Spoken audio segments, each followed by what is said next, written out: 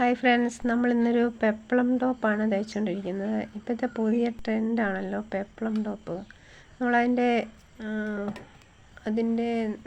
ഞൊറിവ് വെക്കുന്ന ഭാഗവും അതിൻ്റെ ആ യോക്ക് ഭാഗവും അതിൻ്റെ സെൻറ്റർ പിടിച്ചിട്ട് നമ്മളൊരു നോച്ചിട്ട് കൊടുക്കണം. ഒരു നോച്ചിട്ട് കൊടുത്തിട്ട് അത് രണ്ടും കൂടി ചേർത്തിട്ട് ഒരു പിൻ കുത്തി വെച്ചിട്ട് പിന്നെ നമ്മൾ രണ്ടറ്റത്തുനിന്നും ഒരറ്റത്തുനിന്ന് ഇങ്ങനെ ഞൊറിവിട്ട് വന്നാൽ മതി. അപ്പോൾ നമുക്കത് കറക്റ്റ് സെൻറ്ററിൽ വരുമ്പോൾ അറിയാൻ പറ്റും. പിന്നെ നമ്മൾ ബാക്കിയുള്ളിടത്തോട്ട് വെച്ച് പെട്ടെന്ന് ഞൊറിവിട്ടെടുക്കാൻ പറ്റും. അങ്ങനെയാണ് നമ്മളിപ്പോൾ ചെയ്തുകൊണ്ടിരിക്കുന്നത്. അങ്ങനെ ഞൊറിവിട്ടിട്ട് നമ്മൾ എടുത്തുകൊണ്ടിരിക്കുകയാണ്. ഇതിൻ്റെ കൈയും ബാക്കി ഭാഗമൊക്കെ തയ്ക്കുന്നത് ഞാൻ എടുത്തില്ലെന്നേ ഉള്ളൂ.